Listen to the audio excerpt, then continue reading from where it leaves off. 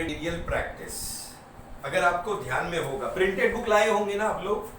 Printed book open to page number 93,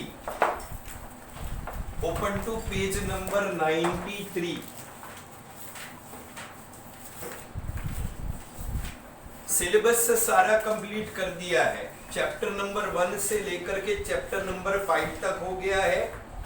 6, 7 and 8 letters का मैंने pending रखा था, और फिर उसके बाद में 9, 10, 11, 12 वो 4 चैप्टर भी मैंने खत्म किए, जिसमें डिपॉजिटरी सिस्टम अगर आपको ध्यान में होगा, कैपिटल मार्केट, स्टॉक एक्सचेंज, ये सारे टॉपिक्स किए हैं।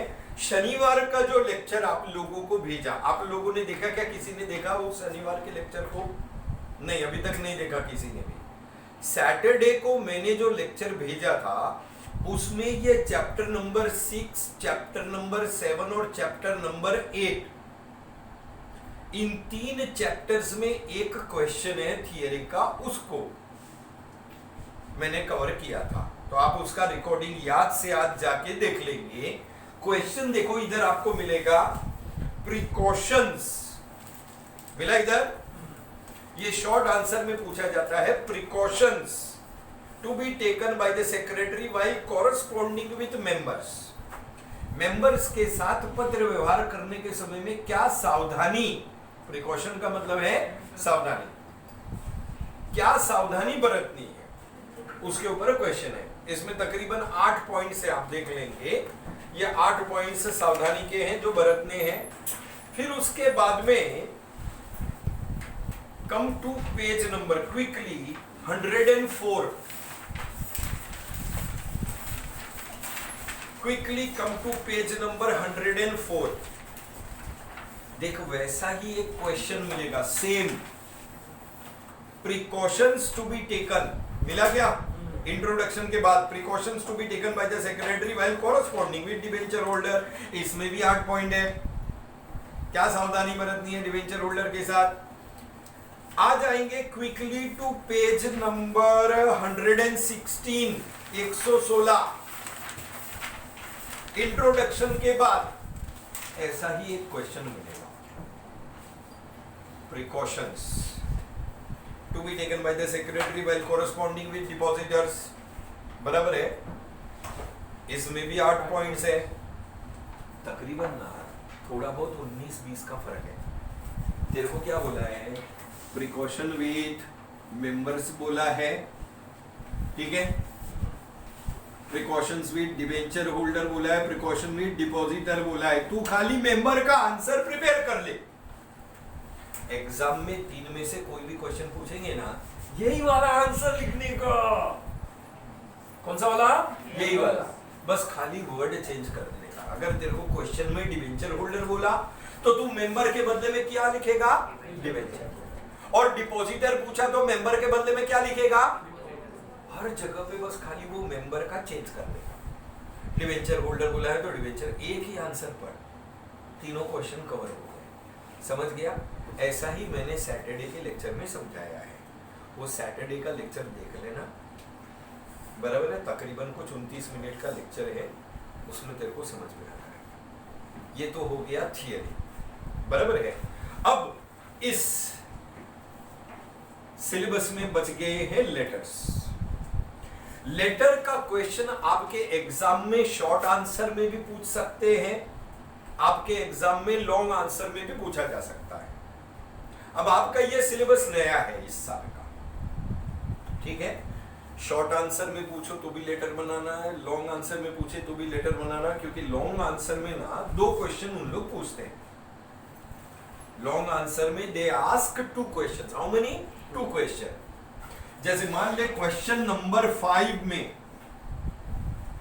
5A 5B, ये 5A थियरी के ऊपर होता है और ये 5B ना लेटर के ऊपर होता है।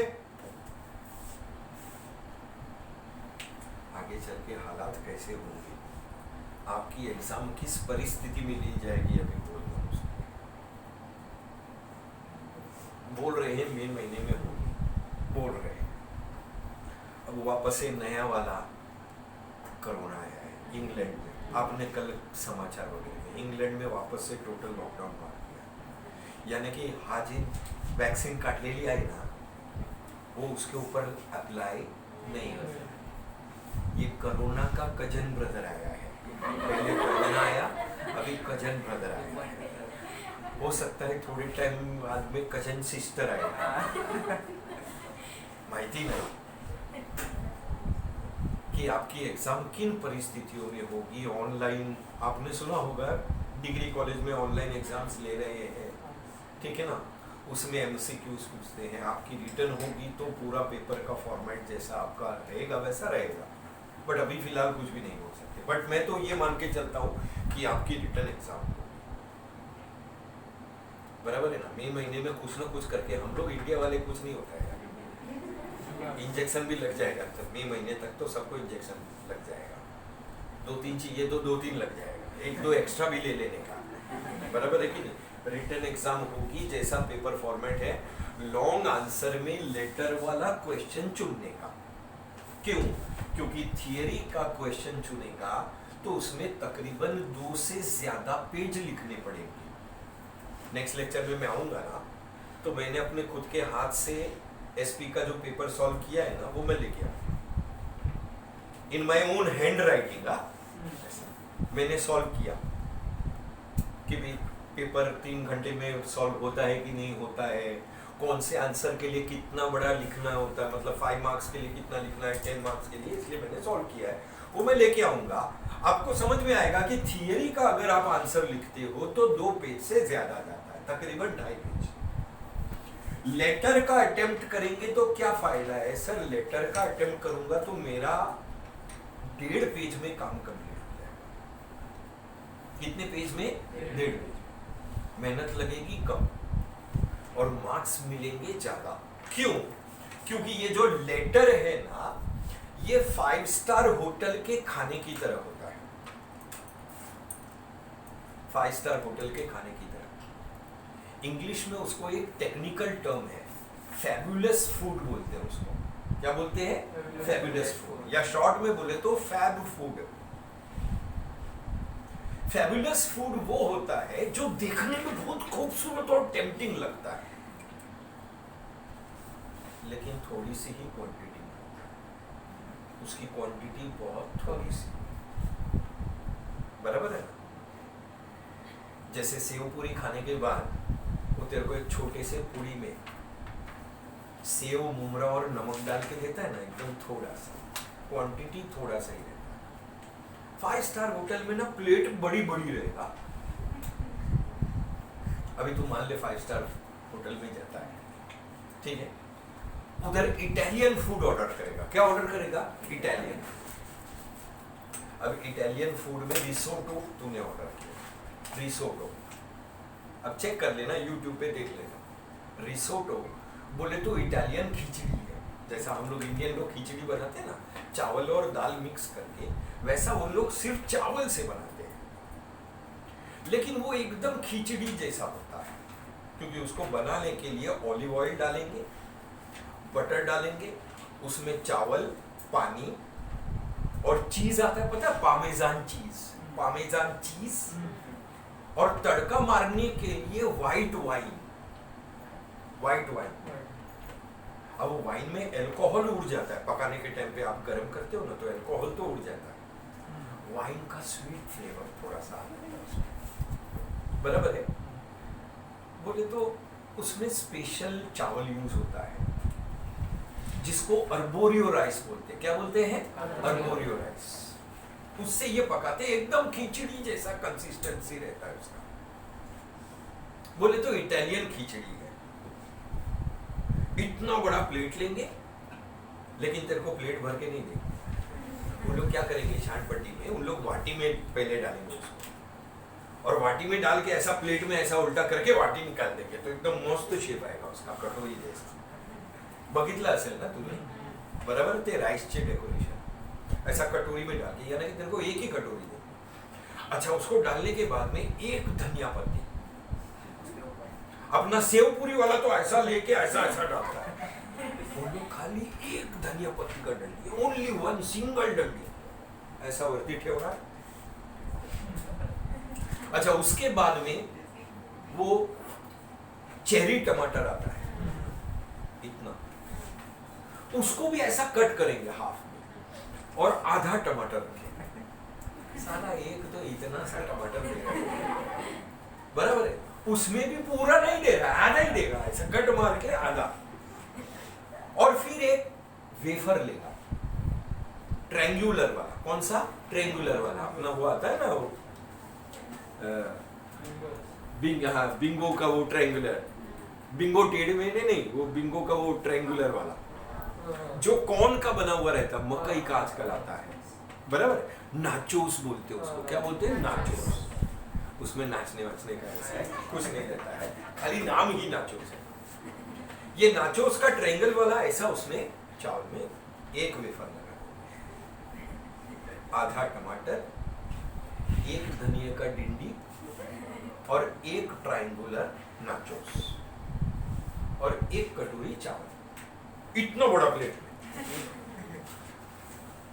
और तेरे से ले लेंगे 650 रुपए।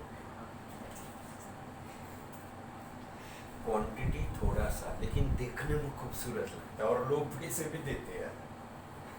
पीपल पे। तेरा लेटर्स भी ना वैसा ही है, देखने में खूबसूरत होना चाहिए। क्या होना चाहिए? खूबसूरत। लिखने का मटेरियल कम है उसमें, बट लेटर के प्रेजेंटेशन के ऊपर मार्क्स मिलता है। Is that clear? Foolscap आपको दिया है। एक बात हमेशा ध्यान में रखनी कि जब कभी भी मैं लेटर प्रिपेयर करूंगा बॉक्स में, कोई भी लेटर तू देख ले, बॉक्स के अंदर है, इसलिए तुझे बोला गया, खासकर अनाउंसमेंट किया था कि पेंसिल और रूलर लेके आना। लेके आए हो ना? yes, हम लोग भी इधर बॉक्स बनाएंगे। कैसे बनाने का सब कुछ मैं बताऊंगा। हम लोग स्लोली स्लोली जाएंगे। आज के एक लेक्चर में हम पूरा लेटर कंप्लीट नहीं कर पाएंगे, क्योंकि एक एक बात बारीकी से समझाऊंगा, क्योंकि 10 मार्क का सवाल है दोस्त। 10 मार्क का long answer plus short answer में भी आता है, तो अच्छे से करेंगे ना presentation. Okay, is that clear? मैं बताऊंगा, वैसे वैसे करना, मुझसे आगे भागना मत। आप और मैं रेस नहीं लगा रहे। मैंने पहले मान लिया कि you are first, I am last. Okay, is that clear? जितना बोलूं उतना ही करना, उसके अलावा और कुछ मत करना, ठीक है ना? मैं आपको बताते जाऊंगा, वैसे वैसे करते जाऊंगा।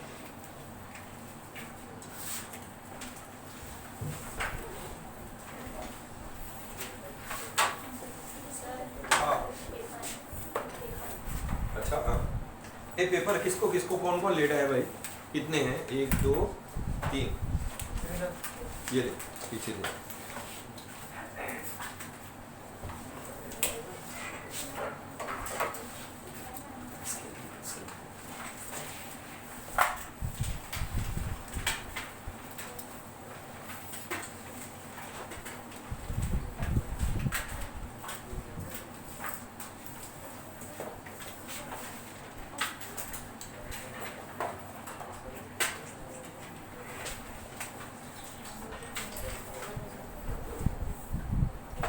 Don't do anything on the paper, मैं बोलूंगा उसके बाद में। यार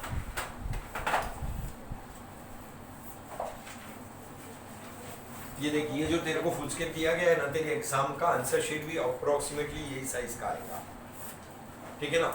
इसलिए ये वाला पेपर दिया है। ये देख, 2 लाइन छोड़ के, ध्यान से देख ले पहले। 2 लाइन छोड़ के मैंने 3 साइड का बॉक्स बनाया। कितने साइड का? 4था साइड नहीं बनाया। क्यों सर? अरे क्योंकि मेरे को मालूम ही नहीं है कि लेटर मेरा किधर खत्म होगा। जब लेटर खत्म होगा, जब मैं 4th साइड बनाऊंगा। तेरे को कितना साइड बनाने का है? 3। कितना साइड? कितनी लाइन छोड़ के? 1 2 लाइन छोड़ के। कितनी लाइन छोड़ के? 2 लाइन छोड़ के 1 2 3। चलो बनाओ।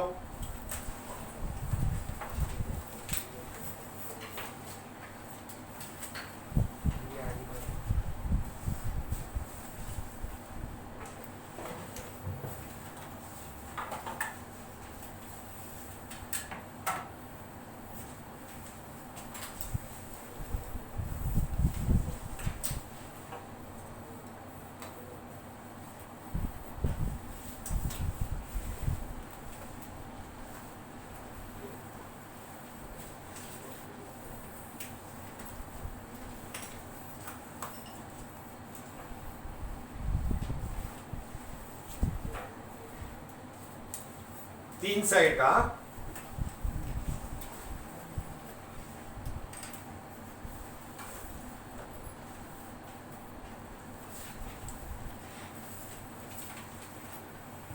बन गया। ये बना लो। एग्जाम में मेहरबानी करके बड़ा साइज का फुटपट्टी लेके जाना, नहीं तो मालूम पड़ा वो टूटा हुआ टुकड़ा रहता है ना, गरीब देश के गरीब वासी है हम लोग, तो इतना छोटा वाला टुकड़ा लेके जाओगे, पता चला एक लाइन खींचने के लिए तू 5 बार खींच रहा है, ऐसा मत कर। ठीक है, तीन साइड का बॉक्स हो जाने के बाद बॉक्स के अंदर देख, मैंने पहली लाइन छोड़ के दूसरी लाइन में एक सेंटर लाइन बनाई है, बराबर सेंटर में दिखता है। दूसरी लाइन में पहली लाइन छोड़ के कौन सी लाइन में, दूसरी लाइन में सेंटर लाइन बनाया। क्यों? क्योंकि इसमें मैं लेटर भेजने वाली कंपनी का नाम लिखने वाला हूं, तो हाईलाइट करने के हिसाब से और मुझे सेंटर पता चले इस हिसाब से मैंने ये लाइन पहले ही बना दिया। क्या इस बिना लाइन के अगर मैं नाम लिखने जाऊंगा ना तो वो बराबर सेंटर में नहीं आएगा। समझ में आई बात? सेंटर लाइन बनाओ।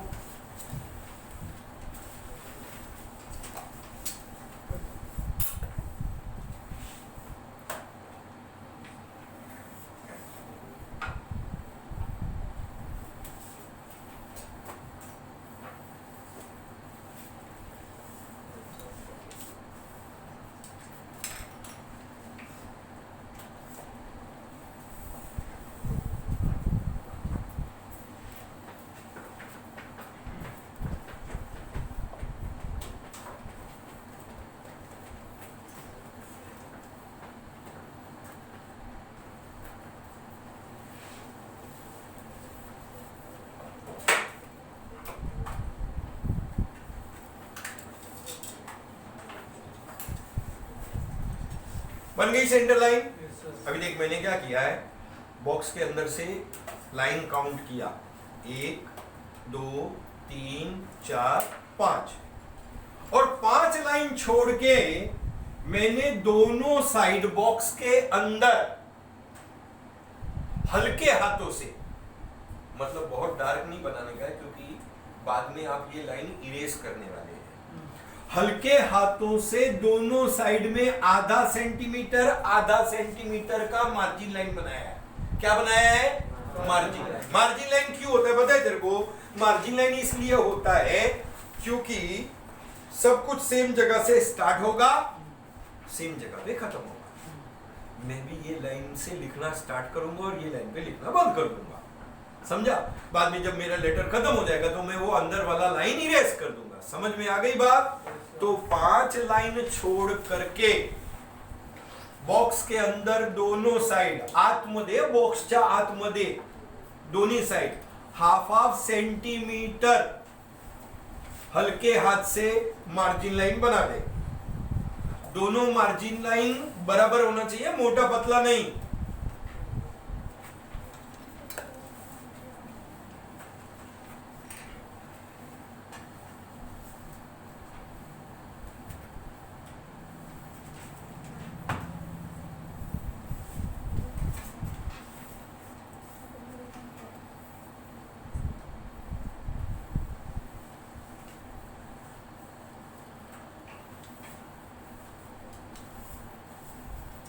हल्के हाथ से क्या है, बाद में मैं उसको इरेज कर दूंगा लेटर बन जाने के बाद।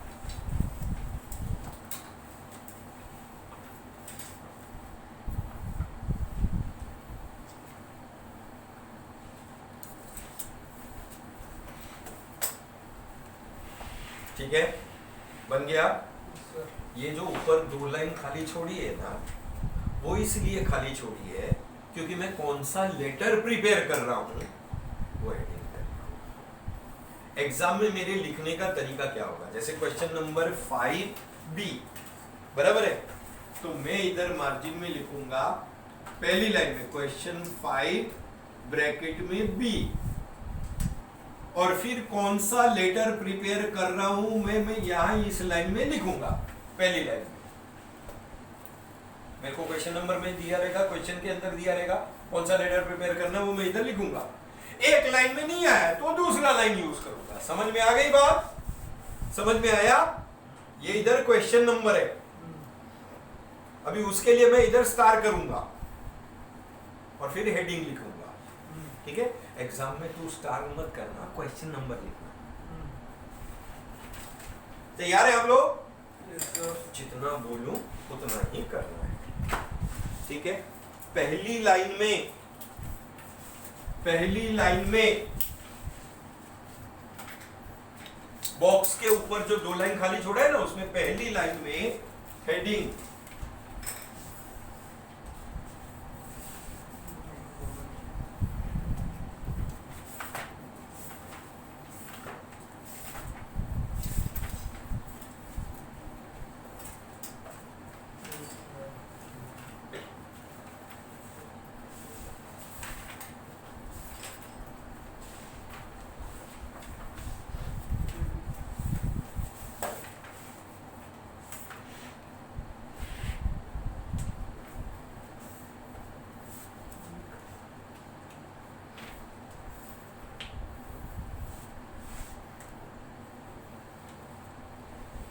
एक लाइन में आ जाए तो वेल एंड गुड, नहीं आए तो तेरे पास दूसरा लाइन है, इसीलिए वो 2 लाइन। ये स्टैंडर्ड फॉर्मेट याद रखने का कि जब भी लेटर बनाऊंगा 2 लाइन छोड़ के बॉक्स बनाऊंगा। वो 2 लाइन किस लिए? इस हेडिंग के लिए।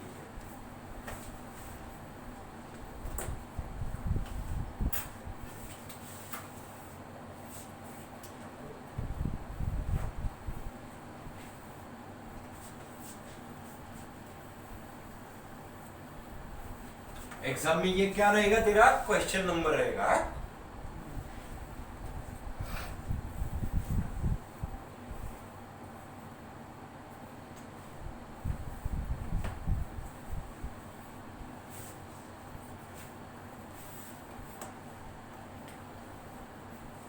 फिनिश। ज्यादातर लोगों का एक ही लाइन में आ जाएगा, दूसरा लाइन में आया तो भी टेंशन नहीं। पहला लेटर मैंने कहा ना, आराम से करेंगे। इससे करेंगे आराम से।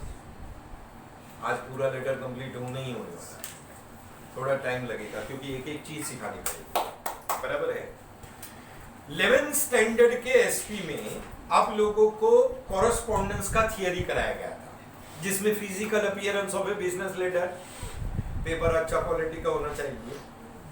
बराबर है? मार्जिन का, स्पेसिंग का, टाइपिंग का, इन सब चीजों का ख्याल रखा जाना चाहिए, ऐसा सब बताया था। लेआउट या पार्ट्स भी बताए थे कि पेपर के ऊपर, कागज के ऊपर कौन सी चीज कहां लिखनी है। इनसाइड नेम एंड एड्रेस किधर होना चाहिए, हेडिंग या हेड एड्रेस, डेट किधर लिखना है, रेफरेंस नंबर किधर लिखना है, कॉम्प्लीमेंट्री क्लोज, सिग्नेचर, वो सब भी बताया था। अब वास्तविकता में आएगा। बराबर है? प्रेजेंटेशन अच्छा लगता। आप लोगों ने बॉक्स बना लिया, मेरा बनाने का बाकी है, मैं इसको इरेज करता हूँ। ठीक है, मैं इसको इरेज करता हूँ। आपने हेडिंग लिख लिया है, मैं मेरा बॉक्स बना लूँ, फिर अपन लेटर बनाने का स्टार्ट करते हैं। ठीक है, जैसे जैसे कहते जाऊंगा वैसे वैसे करते जाना।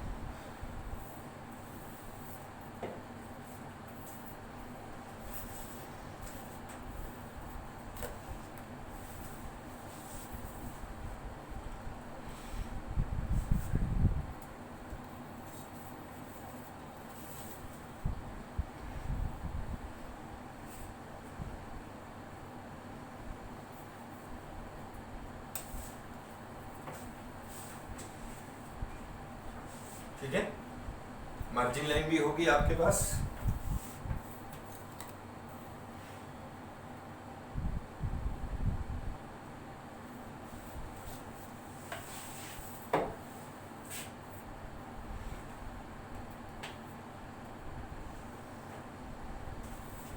क्या है, मैं इसके आगे नहीं लिखूंगा, इधर लिखना खत्म कर।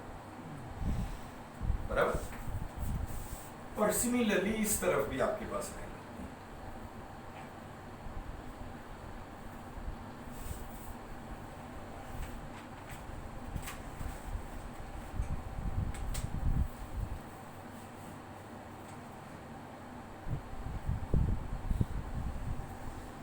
ठीक है ना, दोनों तरफ में मार्जिन लाइन है आपके पास।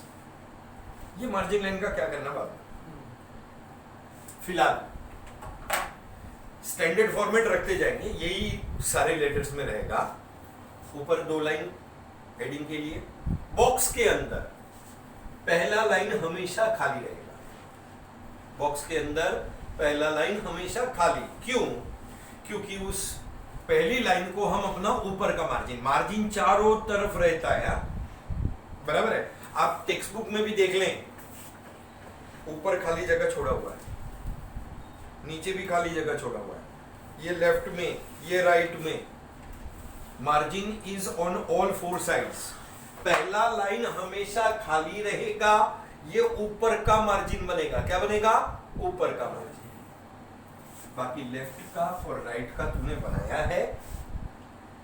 जब लेटर खत्म होगा, मैं एक लाइन छोड़ के बॉक्स बंद करूंगा, तो वो मेरे नीचे का मार्जिन बनेगा। Clear? Is that clear? Okay. सबसे पहले इसमें लेटर भेजने वाली कंपनी का नाम और एड्रेस आएगा। लेटर भेजने वाली का, सेंडर, बराबर है। अब आप चाहें तो प्रिंटेड बुक में पेज नंबर 118 ओपन कर ले। 118, पेज नंबर 118, 118।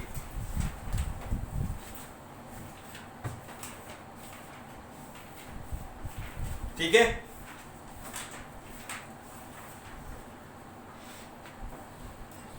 ये लेटर है, कंपनी डिपॉजिटर को भेज रही है। क्यों? क्योंकि डिपॉजिटर ने 1 लाख रुपया कंपनी को डिपॉजिट के रूप में दिया है। अब डिपॉजिट आप जानते हैं बोरोड कैपिटल है, जहां डिपॉजिटर ने कंपनी को उधार में पैसा दिया है, तो उधार देने वाले को थैंक यू बोलना पड़ता है कि नहीं? थैंक यू बोलना चाहिए कि नहीं बोलना चाहिए? बोलना चाहिए। ये वही थैंक यू का लेटर है। इसने 1 लाख रुपए का डिपॉजिट दिया for a period of 2 year, और सेक्रेटरी लेटर लिख के थैंक यू बोल रहा है, वो लेटर है। लेटर भेजने वाली कंपनी का नाम और एड्रेस काल्पनिक। आप देख लें, आपको हर लेटर में अलग नाम और एड्रेस मिलेगा। फिक्टिशियस, काल्पनिक या फिक्टिशियस, सिंपल भाषा में कहूं तो अनरियल, रियल नहीं है। कुछ भी फेंका है, मुझे उसको बाय हार्ट करने की जरूरत नहीं है। एग्जाम में जो मेरे दिमाग में आएगा वो नाम और एड्रेस में लिखूंगा। रिलायंस कंपनी का नाम ध्यान में आया, बजाज कंपनी का नाम ध्यान में आया, जेके लक्ष्मी सीमेंट का नाम ध्यान में आया। जो कंपनी का नाम ध्यान में आया ना वो लिखो, बाय हार्ट करके जाने की जरूरत नहीं है। सिर्फ बॉडी ऑफ द लेटर, जो पैराग्राफ है ना, वही पढ़ के जाना है। बाकी का तो अपनी, वो क्या कहते हैं ना, क्रिएटिविटी यूज करके नाम और एड्रेस लिखना। कैसे लिखना है वो मैं बता। अब आप देखें, नाम उधर अलग कलर में दिया है इन्होंने, और एड्रेस अलग कलर में दिया है, क्योंकि कंपनी का नाम है तो हाईलाइट तो करना पड़ेगा ना अपने कंपनी का नाम। अपन कैसे करेगा रे? अपन तो हाथ से लिखने वाला है, और अपन तो रेड पेन एग्जाम में यूज भी नहीं कर सकता। तो अपन हाईलाइट करने के लिए फुल ब्लॉक लेटर में लिखेंगे। किसमें लिखेंगे? Full block letter. Full block letter मतलब पूरा कैपिटल। ठीक है, पहले मैं लिखता हूं, आप देखें, फिर उसके बाद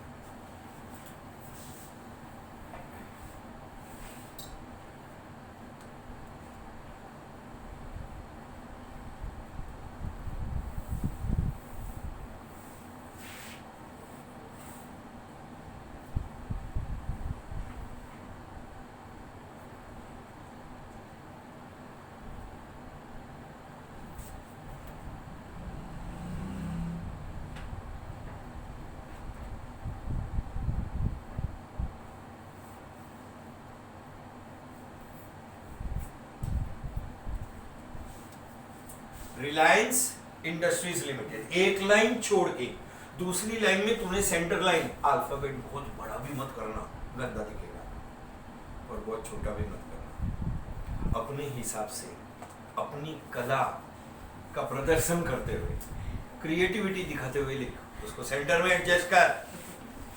प्रैक्टिस करेगा ना तो आ जाएगा तेरे को। मेरे को भी आ गया ना, देखना तू फर्स्ट मैं लास्ट, फिर भी मेरे को आ गया तो तेरे को भी आएगा। सर लिमिटेड के लिए एंटिटी नहीं चलेगा बेटा? एक्चुअली लिखना जाए तो एक अलग बात है, बट जहां तक हो सके फुल, क्योंकि लेटर हेड है ना कंपनी का, तो पूरा अगर फुल फॉर्म लिखे तो अच्छा है।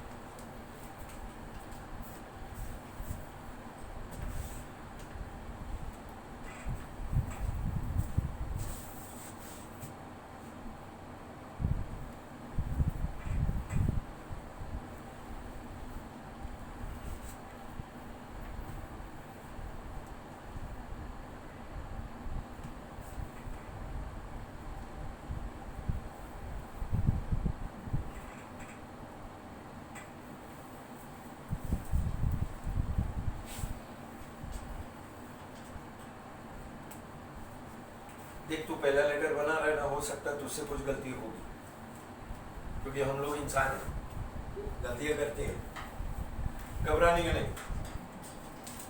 और अगर मान ले गलती से कुछ स्पेलिंग मिस्टेक हो जाए, कुछ गड़बड़ हो जाए ना, उसको ठीक करने की कोशिश मत करना, leave it as it is.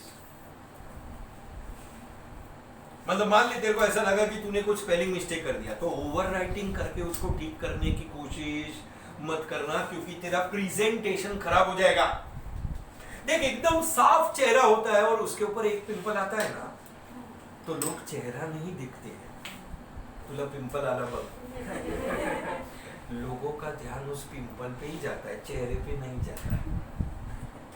अगर तू पूरे लेटर में एक जगह पे भी ओवर राइटिंग करेगा या कैंसलेशन करेगा ना, सबका ध्यान उधर ही जाएगा। काजल लगाने के वक्त अगर लाइन थोड़ी टेढ़ी हो गई ना, कभी उसको ठीक नहीं करने का, क्योंकि अगर तू उस लाइन को ठीक करने जाएगा ना, तो वो काली पूरी चेहरे पे फैल जाएगी। Leave it as it is. Why? Because वो एग्जाम में फटाफट चेक करते हैं, स्पीड रहता है, उसका ध्यान जाएगा भी नहीं तेरी स्पेलिंग मिस्टेक पे। हो सकता है जाए, लेकिन अपन तो प्रोबेबिलिटी के आधार पे यही सोचने का ना कि वो मिस आउट कर देगा, है कि नहीं? सो करेक्शन मत करना, ओवर राइटिंग मत करना, कैंसलेशन मत करना, प्रेजेंटेशन बिगड़ जाएगा। मिस्टेक हुआ, leave it as it is. Okay, ठीक है। अब इसके बाद में एड्रेस। एड्रेस भी काल्पनिक है। एड्रेस लिखने के अलग अलग तरीके। मेन क्या है, देखने में खूबसूरत हो तो सर क्या क्या तरीके। ये देखिए कंपनी का नाम है पहली लाइन में, इसके बाद में एड्रेस लिखने के लिए जो 2 लाइन इस्तेमाल करूंगा, उसमें दूसरी लाइन पहली लाइन से छोटी होगी और तीसरी लाइन दूसरी लाइन से भी छोटी होगी, बराबर है। इसमें ना बोट का शेप आएगा। किसका शेप आएगा? बोट का शेप। ये एक तरीका है। दूसरा तरीका क्या है, पहली लाइन कंपनी का नाम, दूसरी लाइन एड्रेस के लिए वो पहली लाइन से बड़ी है और तीसरी लाइन वापस से छोटी है। क्वार्ट्स शेप आता है इसमें। कौन सा शेप? Quartz shape. लेकिन इसमें गड़बड़ होने का चांसेस रहता है, ठीक है। एक और एक है hourglass shape. Hourglass shape मतलब पता है ना, वो कांच का जिसमें रेत होती है टाइम के लिए, बराबर है ना। कांच आता है, उसके अंदर रेत है टाइमर के लिए, या हम लोग उसको डमरू बोलते हैं। डमरू पता है? डमरू। इसमें पहला लाइन बड़ा रहेगा, दूसरा लाइन छोटा रहेगा, फिर तीसरा लाइन वापस बड़ा रहेगा। ये वाला शेप आता है इसमें, ठीक है। बट ये दोनों ना मुश्किल है, एग्जाम में गड़बड़ होने का चांस रहता। पता चला तूने दूसरा लाइन बड़ा लिखा, फिर तीसरा लाइन पहले लाइन जितना बड़ा नहीं आ रहा है, उससे छोटा या बड़ा आ रहा है, तो गड़बड़ हो जाए। सबसे आसान वाला ये है, बराबर है। सबसे आसान वाला ये है, तो हम लोग यही तरीका इस्तेमाल करेंगे। पहले मैं लिखता हूं, फिर उसके बाद में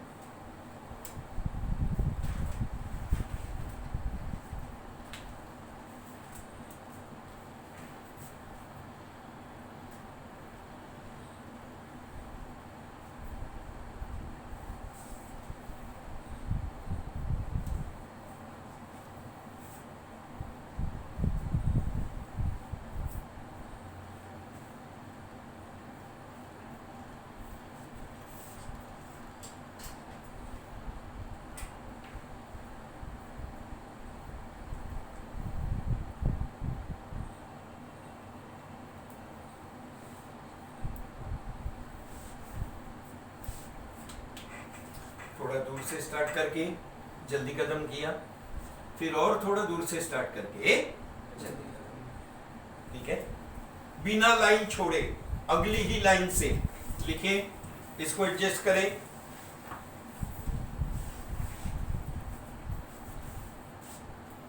नाम और एड्रेस कुछ भी हो सकता है, it can be anything, fictitious है, नॉट रियल।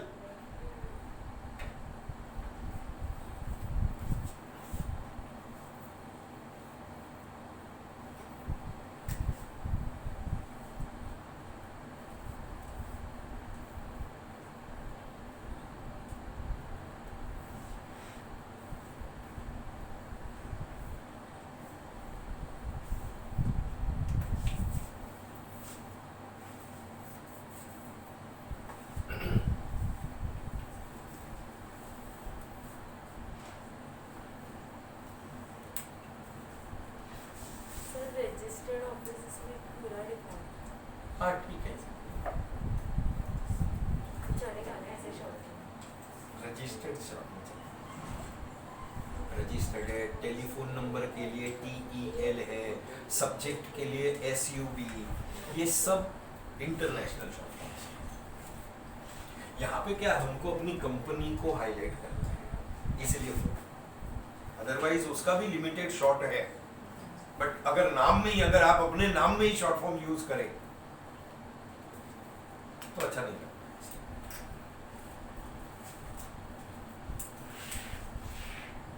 हुआ। अब इसके बाद में अगर आप टेक्स्ट बुक में देखेंगे तो आपको CIN नंबर दिया हुआ है। CIN का मतलब है कंपनी आइडेंटिफिकेशन नंबर।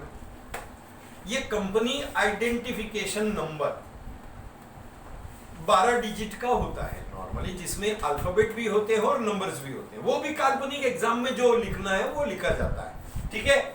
उसके लिए अगली ही लाइन में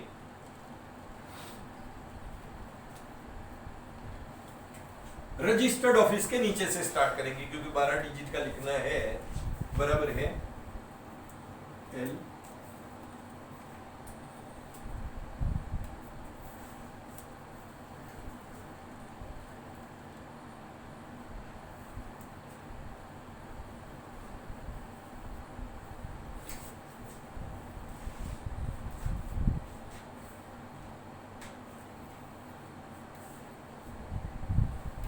इस तरह से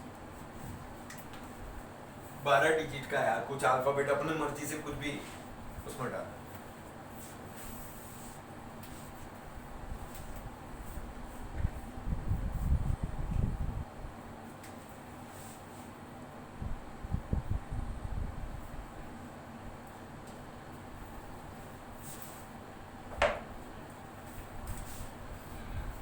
सर तो इसमें 21 डिजिट्स है। 21 डिजिट है, 12 डिजिट का रखना। चलेगा। हाँ,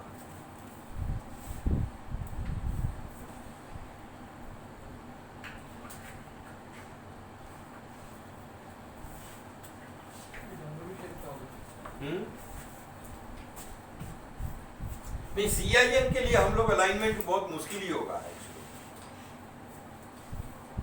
21 डिजिट अगर मान लो करने जाए, जैसे 1 2 3 4 5 6 7 8 9 10 11 12 13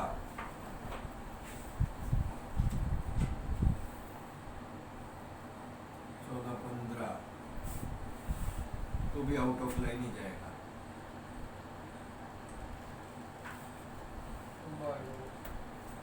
कितना हुआ? 1 2 3 4 5 6 7 8 9 10 11 12 13 14 15 16 17 18 19 20 21।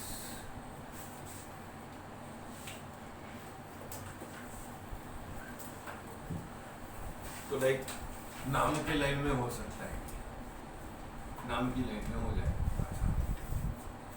बट हाथ से कर रहे इतना परफेक्शन नहीं आ सकता है। कोशिश यही रहती है कि परफेक्शन आए। ठीक है, अब एक लाइन छोड़ के लेफ्ट मार्जिन टेलीफोन नंबर आएगा। अब आपका मार्जिन लाइन पिक्चर में आ जाएगा। ये now your margin line will come in the picture. अब मार्जिन लाइन का कैसा है?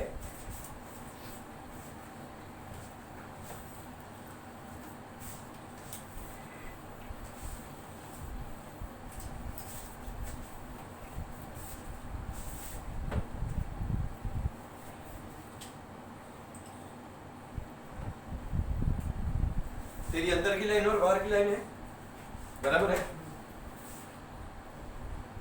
अब ये जो अंदर की लाइन है ना, तेरे को इस अंदर की लाइन पर से लिखना स्टार्ट करना है। इससे पहले नहीं लिखेगा, इसके बाद में नहीं लिखेगा। लाइन के ऊपर से, मराठी में कहूं तो लाइनच्या वरती लिहायला स्टार्ट करायचं। जैसे मान ले रेफरेंस नंबर के लिए तू आर लिखेगा ना, तो कैसे लिखेगा? दिख रहा है? देखो, आर का डंडी लाइन के ऊपर आया है, बराबर है। बट सारे अल्फाबेट ऐसे सीधे नहीं होते हैं, बराबर है कि नहीं? कुछ अल्फाबेट टेढ़े भी होते हैं, गोल भी होते हैं, बराबर है। ओ लिखूंगा तो इस तरह से आएगा। अब टी लिखूंगा तो मैं टी ऐसे नहीं लिखूंगा। क्यों? क्योंकि उसका डंडी फिर ये बाजू गया। टी लिखना है तो इस तरह से लिखूंगा। बात समझ में आई? क्लियर है? बट सब कुछ इसी लाइन से लिखना स्टार्ट करूंगा और इस लाइन पे खत्म कर दूंगा। इसके बाद में नहीं जाऊंगा, इससे पहले नहीं लिखूंगा। तो एक लाइन छोड़ के अब जो मैं लाइनें ड्रॉ कर रहा हूं ना, वो आपको नहीं बनानी है। क्यों? क्योंकि आपके पास लाइन है, इसमें मेरे पास लाइन नहीं है, इसलिए मैं प्रिपेयर कर रहा हूं। समझ में आई बात?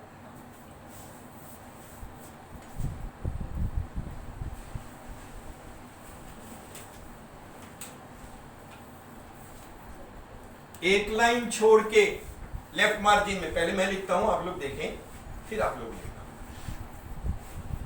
टेलीफोन नंबर लैंडलाइन का देंगे, काल्पनिक नंबर है, बराबर है, क्योंकि ऑफिस का मोबाइल नंबर कम्युनिकेशन के लिए नहीं दिया जाता, लैंडलाइन नंबर ही होता है। तो you have to give landline number, और लैंडलाइन नंबर है तो कोड भी रहेगा, बराबर है। सो एक लाइन छोड़ के लेफ्ट साइड में टेली नंबर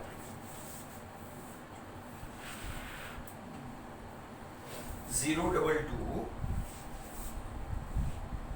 88 77 66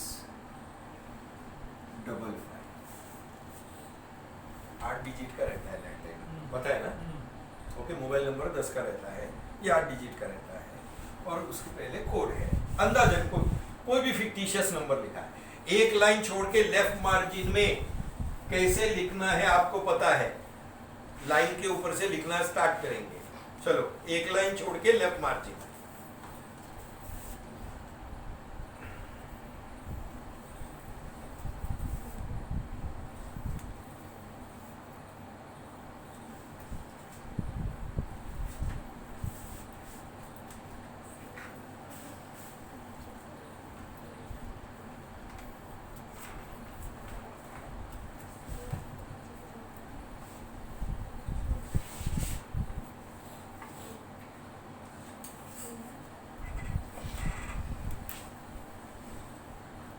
ठीक है,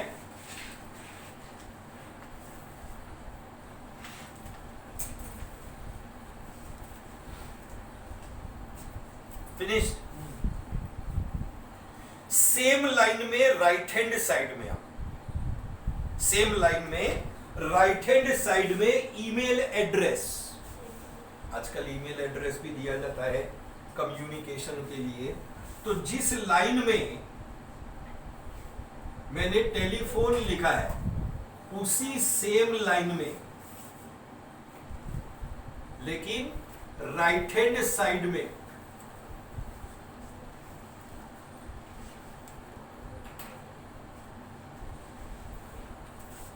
same line right hand side में, ठीक है।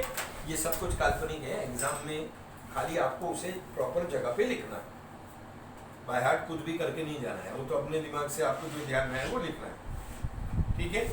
ईमेल आईडी इस तरह से लिखना है कि वो मार्जिन लाइन पे आके खत्म हो जाए, या हल्का सा पहले खत्म हुआ तो भी चलेगा, एक बार आगे नहीं जाना है, पुढे नहीं, समझ ला ना। पहले मैं लिखता हूं, आप देखें ये क्या है, थोड़ा सा प्रैक्टिस करेंगे ना तो आपको समझ में आ जाएगा कि कहां से लिखना शुरू करूं तो कहां पे खत्म होगा। अंडरस्टूड? सो पहले मैं लिख रहा हूं, आप लोग देखें।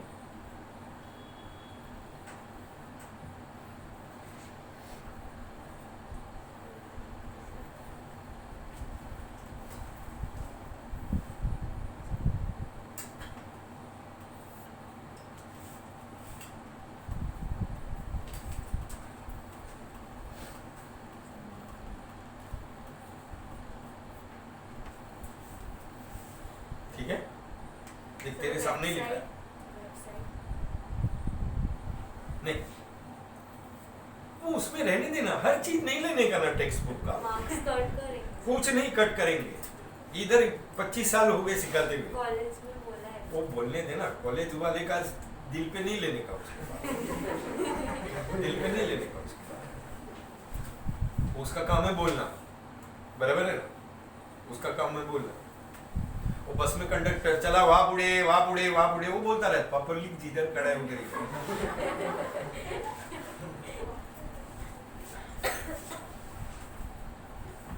अपने को चीजों को सिंपल रखना है कि एग्जाम में मेरे को तकलीफ नहीं होना चाहिए। लिखेंगे तो प्रॉब्लम नहीं। हाँ, लिखेंगे तो प्रॉब्लम नहीं है, उतनी ही लाइनें बढ़ेगी तेरी, और कुछ नहीं।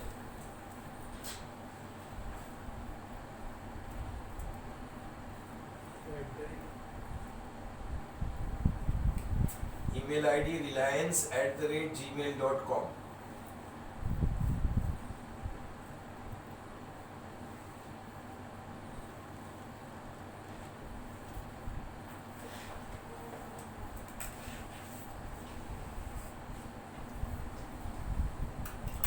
जब मैंने सिखाने का स्टार्ट किया ना तभी ये सब था भी नहीं, ईमेल वगैरह कुछ नहीं था, ये सब बाद में आया, ऐड हुआ, एडिशंस के हिसाब से जो मिनिमम है, जो यूज होता है। उसमें फैक्स नंबर भी दिया है। फैक्स नंबर तो ऐसा टेक्नोलॉजी है जो बंद हो गया ऑलमोस्ट, खाली किसी की ऑफिस में होगा तो होगा, fetish technology, it has become outdated. ठीक है, हुआ इतना, बराबर है। अब नेक्स्ट लाइन में बिना लाइन छोड़े left margin,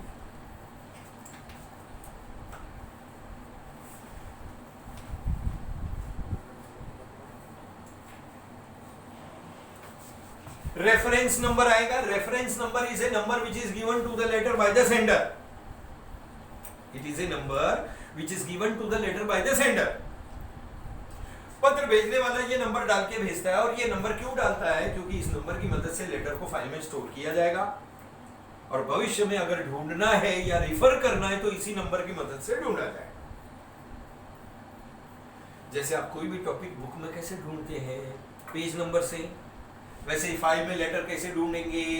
reference number. Reference number लिखने का कोई हार्ड एंड फास्ट रूल नहीं है, क्योंकि सेंडर लिख के भेज रहा है जी, इसलिए मेरा जैसा मुंह रहेगा वैसा मैं लिखूंगा। बात समझ में आई? इसका कोई हार्ड एंड फास्ट रूल नहीं है। फिर भी मैं लिखता हूं, आप देखें, बताता हूं क्या है। रेफरेंस नंबर आर कैसे लिखा?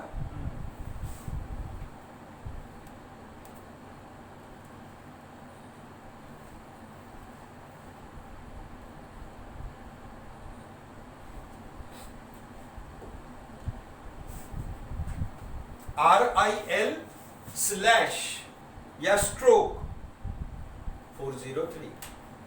RIL का मतलब है रिलायंस इंडस्ट्रीज लिमिटेड, 403 नंबर का लेटर है।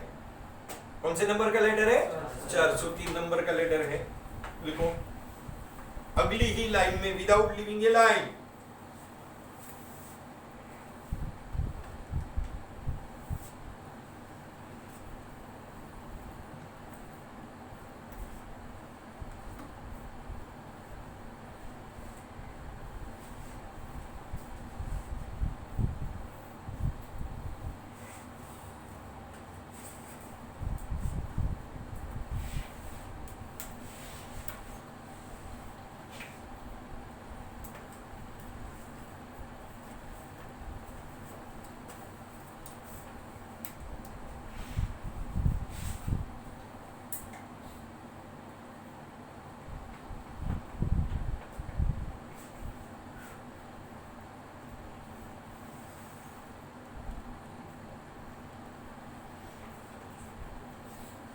फिनिश्ड। सेम लाइन में राइट हैंड साइड में आएगा डेट। अब दुनिया भर में डेट लिखने के दो तरीके। देख, डेट इंडिकेट करता है कि लेटर कौन से दिन, कौन से महीने और कौन से साल में लिखा गया है। Day, month and year. Date लिखने के दो तरीके हैं, एक है ब्रिटिश मेथड और दूसरा है अमेरिकन मेथड। ब्रिटिश मेथड में पहले दिन, फिर महीना, फिर साल। यानी कि ब्रिटिश मेथड में आज की तारीख लिखी जाएगी एज 22 दिसंबर 2020। पहले दिन, फिर महीना, फिर साल। अमेरिकन उल्टे हैं, वो लोग पहले महीना, फिर दिन और फिर साल लिखते हैं। यानी कि अमेरिकन मेथड में ये डेट लिखी जाएगी एज दिसंबर 22 2020। यही दो में से एक तरीका तेरे को यूज करना है लेटर में। इंडियन स्टाइल में डेट मत लिखना। इंडियन स्टाइल मतलब, अरे अपन लोग लिखते हैं ना सर 22 12 20।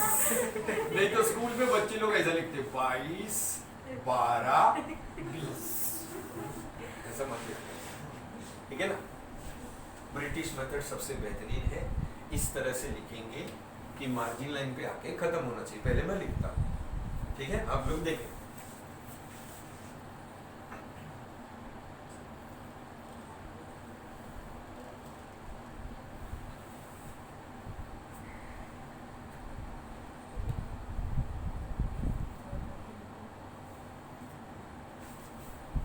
ठीक है, लिखें।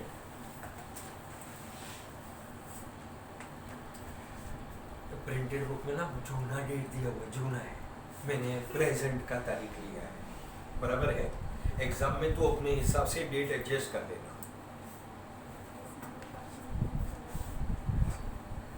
हाँ दिसंबर शॉर्ट में लिखेंगे तो चलेगा। हाँ,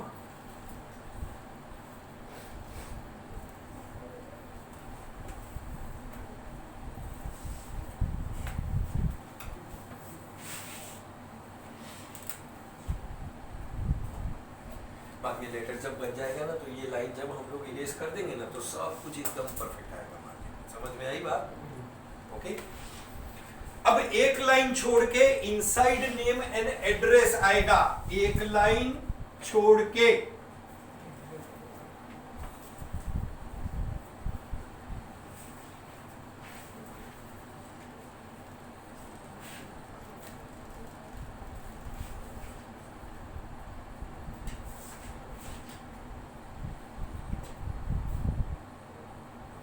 इनसाइड नेम एंड एड्रेस में लेटर पाने वाले का यानी कि रिसीवर का नाम और एड्रेस आता है। यूजुअली हम इसको 3 लाइन में सेट करेंगे, कोई बहुत लंबा एड्रेस नहीं लेने का। एड्रेस में गली,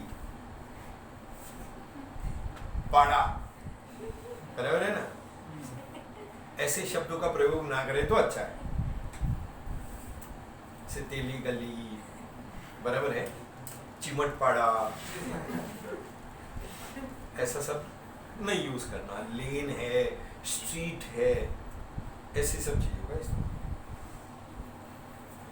अपनी वो क्या कहते हैं ना, क्रिएटिविटी यूज करते हुए कोई भी नाम और एड्रेस मैं लिखता हूं, एक लाइन छोड़ के, पहले मुझे देखिए फिर उसके बाद में आप लिखना।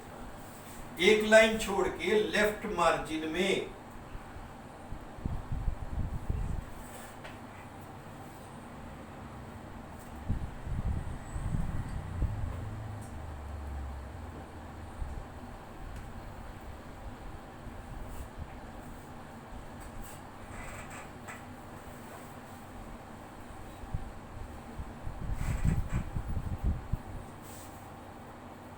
Mister Prakash Rathod, sea view apartment, apartment के लिए एपीटी, बराबर है, sea view apartment, MG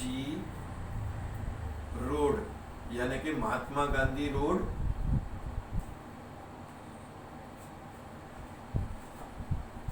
okay, और उसके बाद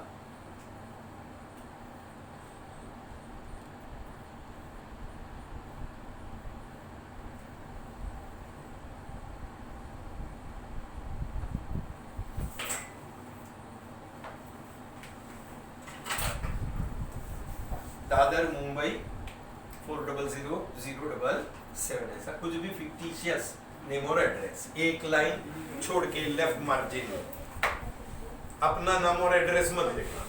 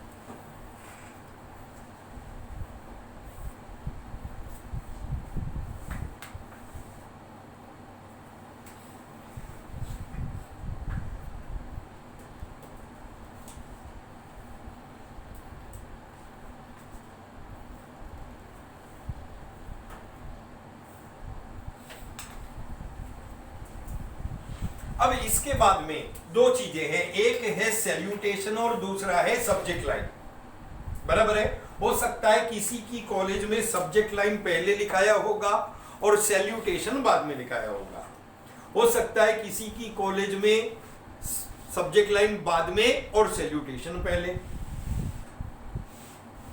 लास्ट ईयर आप यदि फॉर्मेट देखेंगे, लेआउट सैल्यूटेशन पहले आता है, सब्जेक्ट लाइन बाद में आती है।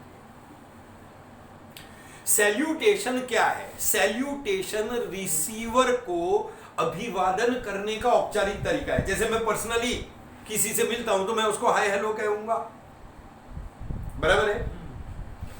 अगर वो मेरा दोस्त है तो मैं उसको हाय हेलो कहता हूं, अगर वह मुझसे बड़ा है तो मैं उसको नमस्ते कहूंगा, या जरूरत पड़ने पर मैं उसके पैर भी छूऊंगा।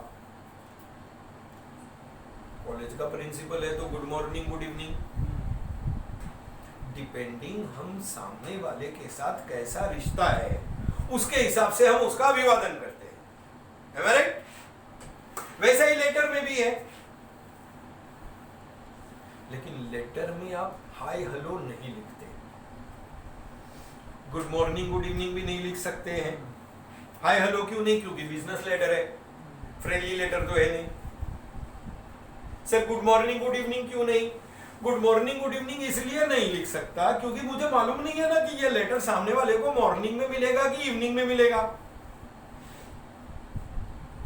मैं इसमें गुड मॉर्निंग लिख के भेजू और पता चला सामने वाले को ये लेटर इवनिंग में मिल रहा है तो व्हाट्सएप के मैसेज जैसा हो जाएगा। कई बार ना लोग मैसेज को पढ़े बिना ऐसे ही भलता ही फॉरवर्ड कर देते हैं। कुछ अच्छा सेंटेंस रहेगा फॉरवर्ड कर दिया, बाद में पता चलता है अरे यांच्या खाली लिहिलेलं शुभ सकाळ, पाठवलं कधी, संध्याकाळी 7:30 वाजता। शायरी था, फॉरवर्ड कर दिया, बाद में पता चला कि उसमें नीचे गुड मॉर्निंग लिखा हुआ था, तो फिर वो ठीक नहीं होता है ना, पोपट हो जाता है ना। इसीलिए सबसे बेस्ट है कि हम सैल्यूटेशन में सर्टेन वर्ड्स का प्रयोग करते हैं। अब ये डिपेंड करता है कि आप किसको लिख रहे हैं। कॉलेज के प्रिंसिपल को आई कार्ड गुम हो जाने का लेटर जब लिखते हैं तो हम रिस्पेक्टेड प्रिंसिपल या रिस्पेक्टेड सर लिखते हैं। बिजनेस का लेटर है, सामने वाला हमारा बराबर का है तो हम सर, अगर पुरुष है तो, महिला है तो मैडम, एकदम फॉर्मल लेटर हुआ तो। पर्सनल टच देने के लिए डियर सर का इस्तेमाल करते हैं। किसका इस्तेमाल करते हैं? डियर का। डियर सर या dear madam. Group of persons को लिखेंगे तो डियर जेंटलमैन। बहुत ज्यादा पर्सनल होने की जरूरत नहीं है। माय डियर मैडम, वो तेरी डियर मैडम नहीं है, माय डियर मैडम लिख रहा है, वो किसी और की डियर है। Understood? So don't try to be too personal. Dear sir या डियर मैडम तक ठीक है, बराबर है। मैं आपको दोनों तरीके से सिखाऊंगा। एक लॉजिक बताऊं ना, तो बदलते हुए समय के हिसाब से चीजें बदलती है। एक समय ये था जब सैल्यूटेशन पहले लिखा जाता था और सब्जेक्ट लाइन बाद में आती, क्योंकि नियम यही है कि मैं किसी से मिलूंगा ना तो मैं उसको क्या कहूंगा? हेलो, मुझे तुमसे काम है। सब्जेक्ट लाइन में हम ब्रीफ में, संक्षिप्त में बताते हैं कि पत्र लिखने की वजह क्या है। तो पहले मैं हेलो बोलूंगा और बाद में बताऊंगा क्या काम है। मुझे तुझसे काम है, हेलो। ऐसा कभी करते हैं क्या? बट बदलते हुए समय के हिसाब से मैंने आपसे कहा ना कि चीजें बदलती है, इसीलिए सब्जेक्ट लाइन पहले न सैल्यूटेशन बाद में, वो पागल बनती है रे। पहले शादी होता है ना तो मेहंदी इधर हाथ में लगाते थे, अभी इधर लगाते मेहंदी, इधर लगाते, और किधर किधर लगाते वो तो बता भी नहीं सकते। बलती बलती जगह पे मेहंदियां लगाई जाती है।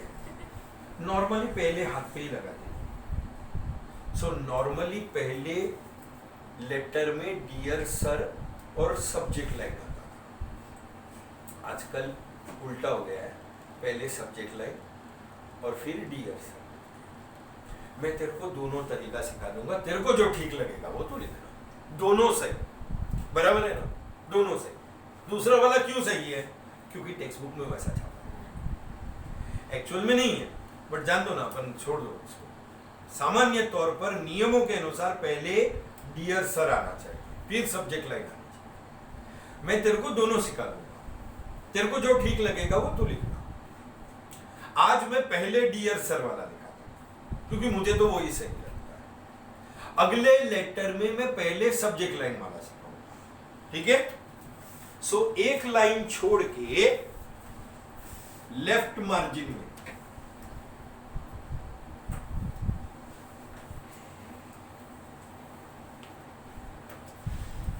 एक लाइन छोड़ के लेफ्ट मार्जिन में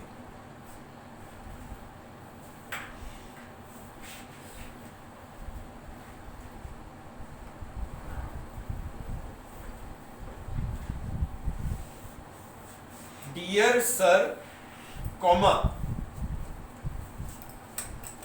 ठीक है?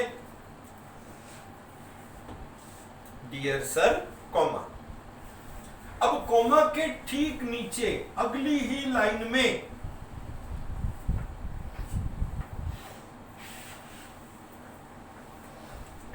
विदाउट लीविंग ए लाइन तेरा सब्जेक्ट लाइन आएगा। सब्जेक्ट लाइन के लिए तू सब्जेक्ट फुल फॉर्म में भी लिख सकता है, सामान्य तौर पर ये शॉर्ट में लिखा जाता है as SUP,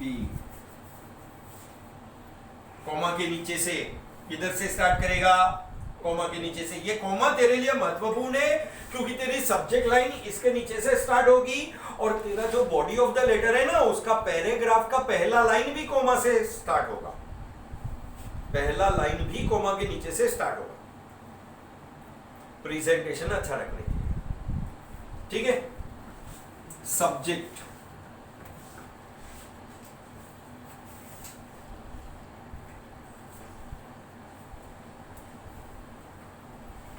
thanking depositor for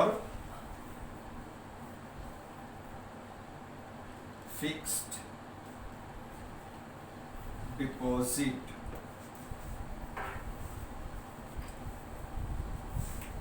brief में इंडिकेट करता है कि पत्र लिखने की वजह या कारण क्या है।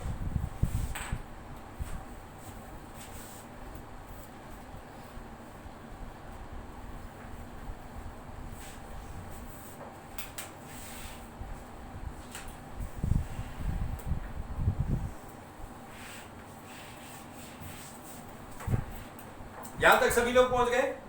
अब तेरा body of the letter start होगा। यहां तक सारी जनरल चीजें हैं जिसके लिए तुझे कुछ भी बाय हार्ट नहीं करना है, सब कुछ अपना दिमाग।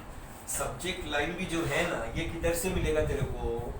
तेरे को क्वेश्चन नंबर हेडिंग दिया है ना, उसमें से मिल जाएगा तेरे को सब्जेक्ट लाइन। समझ में आई बात? हेडिंग के अंदर तूने जो पहली 2 लाइन में लिखा है ना, वहां से। इसलिए यहां तक कुछ भी बाय हार्ट नहीं करना है, कुछ भी प्रिपरेशन नहीं है, ये अपना क्रिएटिविटी है। कौन सी चीज कहां लिखूं, इसके बाद तेरे को body of the letter prepare करना। पहला पैराग्राफ एक लाइन छोड़ के कॉमा के नीचे से स्टार्ट होगा, बराबर है? एक लाइन छोड़ के कॉमा के नीचे से वी लिखो, एक लाइन छोड़ के कॉमा के नीचे से।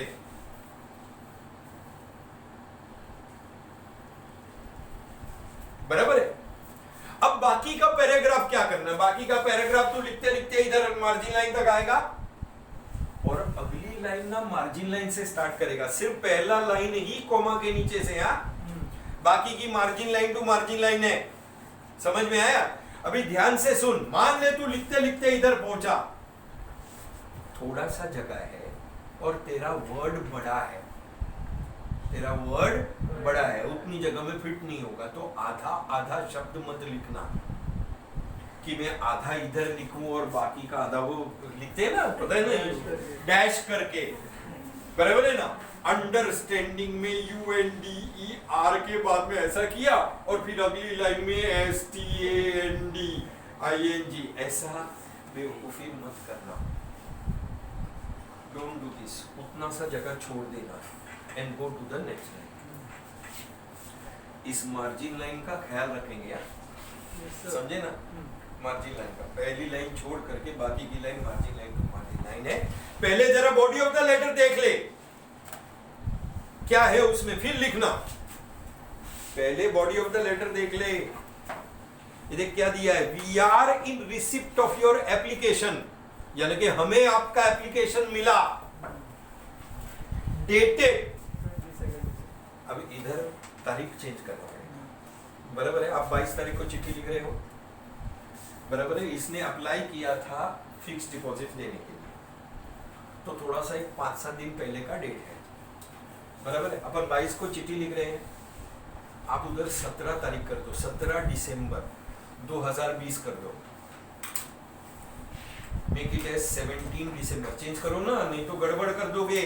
टेक्स्ट बुक में चेंज कर, लिखने के टाइम पे ये नया वाला डेट लिखना, समझे? So we are in receipt of your application dated 17 December 2020 for investment of rupees 1 lakh। देख, इसने 1 लाख रुपया दिया है। In the fix deposit as per the terms and conditions. इसने जो 1 लाख रुपया कंपनी को दिया ना, टर्म्स एंड कंडीशंस के मुताबिक दिया है। Stated in the advertisement for a period of 2 years। कितने साल के लिए दिया है? 2 years। कितने साल के लिए? 2 years। फुल स्टॉप के बाद में वी आर थैंकफुल। क्या है, इसने 1 लाख रुपया कंपनी को उधार दिया तो थैंक यू बोलना बनता है, उसी का तो लेटर है ये। तो ये क्या दिया है? We are thankful to you for the initiative and the trust you have shown, कि भाई आपने पहल करी, कंपनी के ऊपर भरोसा किया, in depositing a substantial amount in our company. Substantial मतलब आपने इतना बड़ा अमाउंट, उसके लिए हम आपके ऊपर थे। ठीक है, पहला पैराग्राफ लिखो, फिर बताता हूं क्या करना है। Finish this first paragraph.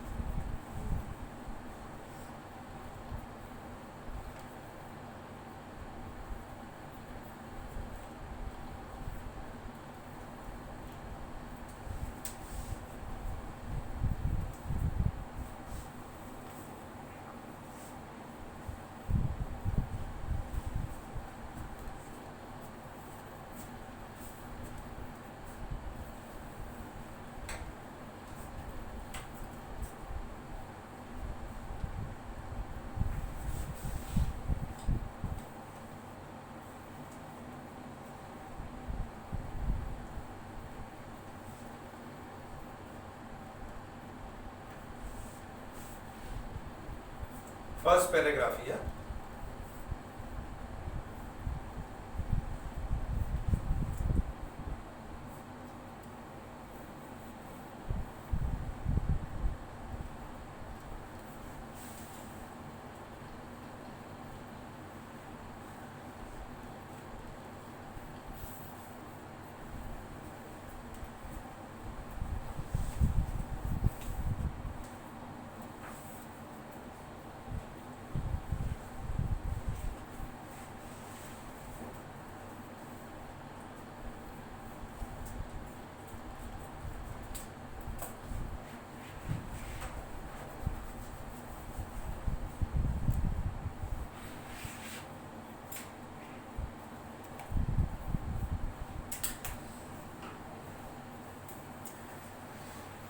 अब इसके आगे का नेक्स्ट लेक्चर में बताऊंगा क्या करना है। ठीक है, इस पेपर को संभाल के, इसको क्लिक करो, रेड डॉट